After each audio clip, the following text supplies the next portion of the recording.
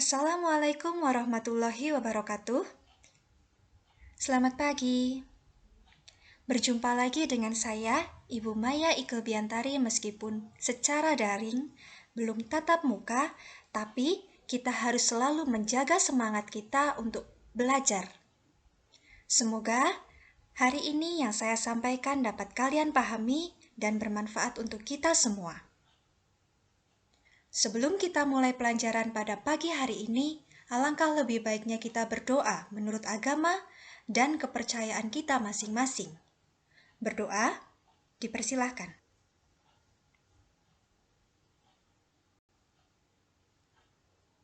Cukup.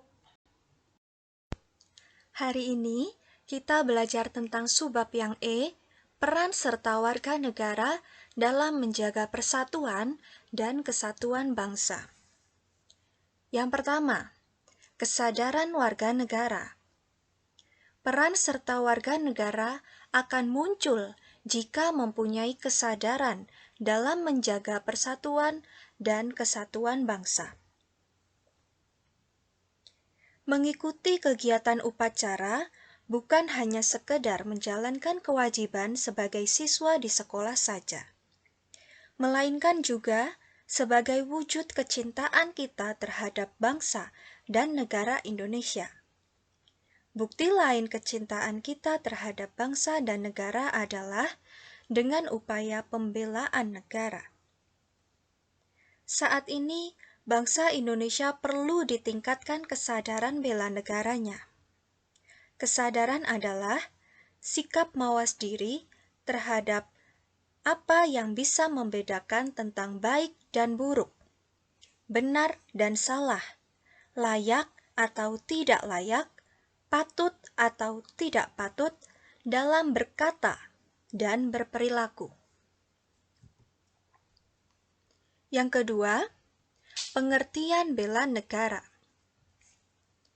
Undang-Undang Dasar Negara Republik Indonesia tahun 1945 pasal 27 ayat 3 mengamanatkan bahwa setiap warga negara berhak dan wajib ikut serta dalam upaya pembelaan negara. Menurut penjelasan Undang-Undang Republik Indonesia Nomor 3 Tahun 2002 Pasal 9 Ayat 1 tentang pertahanan negara, upaya bela negara adalah sikap dan perilaku warga negara yang dijiwai oleh kecintaannya kepada Negara Kesatuan Republik Indonesia berdasarkan Pancasila dan Undang-Undang Negara Republik Indonesia tahun 1945 dalam menjamin kelangsungan hidup bangsa dan negara. Berarti di sini, selain kita memiliki kewajiban untuk melakukan bela negara, kita juga berhak untuk melakukan bela negara. Dengan kata lain, kita memiliki beban untuk melakukan bela negara dan harus melakukan bela negara dengan sukarela. Paham ya dengan yang saya sampaikan? Bangsa Indonesia mencintai perdamaian, tetapi lebih mencintai kemerdekaan dan kedaulatan. Alinea pertama pembukaan Undang-Undang Dasar Negara Republik Indonesia tahun 1945 menyatakan bahwa sesungguhnya kemerdekaan itu ialah hak segala bangsa, dan oleh sebab itu, maka penjajahan di atas dunia harus dihapuskan, karena tidak sesuai dengan peri kemanusiaan dan peri keadilan. Penyelesaian pertikaian atau konflik antar bangsa pun harus diselesaikan dengan cara-cara damai. Bagi bangsa Indonesia, perang harus dihindari. Perang merupakan jalan terakhir dan dilakukan jika semua usaha serta penyelesaian secara damai tidak berhasil. Indonesia menentang segala bentuk penjajahan dan menganut politik bebas aktif. Prinsip ini merupakan pelaksanaan dari bunyi alinea pertama pembukaan Undang-Undang Dasar Negara Republik Indonesia tahun 1945.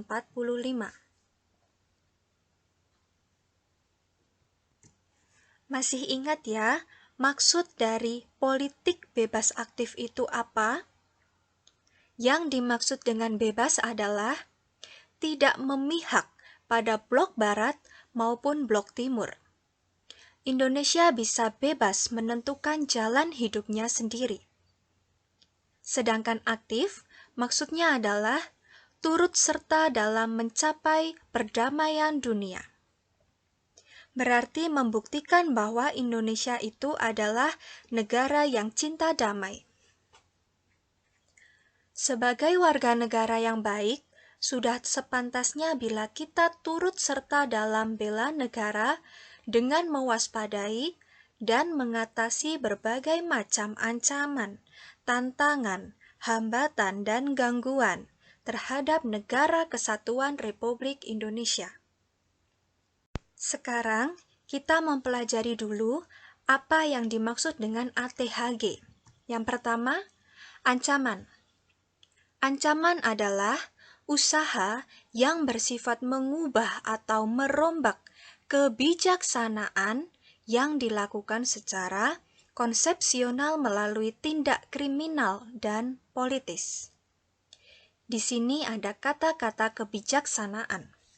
Yang dimaksud dengan kebijaksanaan adalah peraturan yang dibuat oleh pemerintah. Berarti di sini maksudnya adalah ada usaha untuk merubah atau merombak keputusan atau peraturan yang dibuat oleh pemerintah. Ancaman terdiri dari dua macam, yaitu ancaman militer dan ancaman non-militer. Ancaman militer adalah ancaman yang menggunakan kekuatan bersenjata dan terorganisasi yang dinilai mempunyai kemampuan yang membahayakan kedaulatan negara, keutuhan wilayah negara, dan keselamatan segenap bangsa. Sedangkan ancaman non-militer adalah ancaman yang tidak menggunakan kekuatan bersenjata, tetapi jika dibiarkan akan membahayakan kedaulatan negara, keutuhan wilayah negara, dan keselamatan segenap bangsa. Yang kedua, tantangan adalah hal atau usaha yang bertujuan untuk menggugah kemampuan. Yang ketiga, hambatan adalah usaha yang berasal dari diri sendiri yang bersifat atau bertujuan untuk melemahkan atau menghalangi secara tidak konsepsional. Dan yang terakhir, gangguan adalah hal atau usaha yang berasal dari luar yang bersifat atau bertujuan melemahkan atau menghalangi secara tidak konsepsional. Konsepsional artinya adalah yang tidak terarah. Sekarang, tugas kalian secara mandiri adalah berikan masing-masing dua contoh dari ancaman, dua ancaman militer, dan dua ancaman non-militer. Tantangan, hambatan, dan gangguan. Jangan lupa untuk memberikan identitas di pojok kiri bagian atas dan kumpulkan ke Google Classroom sebelum batas waktu yang ditentukan. Sekian yang dapat saya sampaikan. Semoga apa yang saya sampaikan dapat kalian pahami dan bermanfaat untuk kita semua. Terima kasih atas perhatiannya. Selamat pagi. Wassalamualaikum warahmatullahi wabarakatuh.